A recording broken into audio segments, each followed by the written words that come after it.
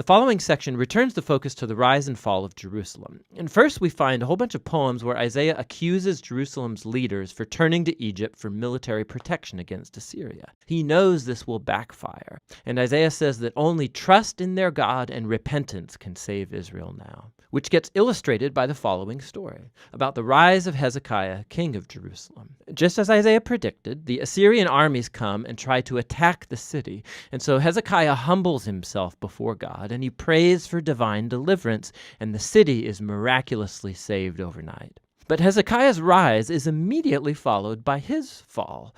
So he hosts a delegation from Babylon, and he tries to impress them by showing everything in Jerusalem's treasury and temple and palaces. It's clearly an effort to make another political alliance for protection. Isaiah hears about this, and he confronts Hezekiah for his foolishness. He predicts that this ally will one day betray him and return as an enemy to conquer Jerusalem.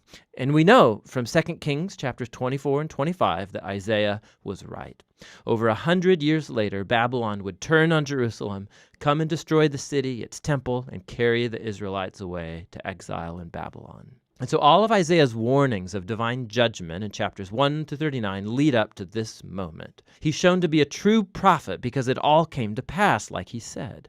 But remember, the purpose of God's judgment was to purify Jerusalem and bring the holy seed and messianic kingdom over all nations. Chapters 40 and following explore this great hope. The first main section, chapters 40 to 48, open with an announcement of hope and comfort for Israel. The people are told that the Babylonian exile is over and that Israel's sin has been dealt with, a new era is beginning. So they should all return home to Jerusalem, where God himself will bring his kingdom and all nations will see his glory. Now, let's stop for a moment because this opening announcement raises a big question. That is, who is saying all of this? Whose voice are we hearing in these words of hope? The perspective of the prophet in these chapters is that of somebody who's living after the exile, in other words, in the time period described by Ezra and Nehemiah. But Isaiah died 150 years before any of that. So what are we supposed to make of this? Well, there are many who think that it's still Isaiah in his own day speaking, but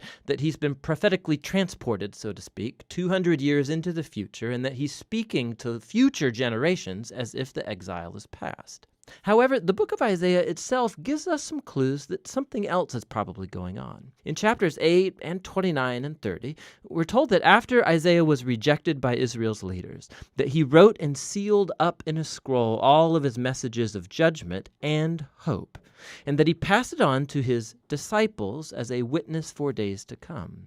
Eventually, Isaiah died, waiting for God to vindicate his words. Now remember, chapters 1 to 39 were designed to show us that Isaiah's predictions of judgment were fulfilled in the exile. He's a true prophet. And so after exile is over, Isaiah's disciples, who have treasured his words for so long, open up the scroll and begin applying his words of hope to their own day. So on this view, the book of Isaiah consists of that first collection of Isaiah's words, as well as the writings of his prophetic disciples that God uses to extend Isaiah's message of hope to future generations. Whichever view you end up taking, everybody agrees that these chapters are announcing that the future hope has come, that God is fulfilling Isaiah's prophetic promises. And so the prophet hopes that Israel will respond by becoming God's servant.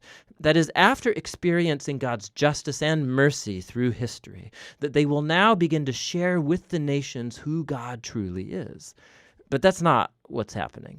Israel, instead of bearing witness to the nations, is actually complaining and even accusing God. They say, "The Lord doesn't pay attention to our trouble. In fact, he's ignoring our cause." The Babylonian exile, and understandably, caused Israel to lose faith in their God. I mean, maybe he's not that powerful. Maybe the gods of Babylon are way greater than our God. And so the rest of these chapters, 41 to 47, are set up like a trial scene. God is responding to these doubts and accusations with the following arguments. He says first that the exile to Babylon was not divine neglect. Rather, it was divinely orchestrated as a judgment for Israel's sin.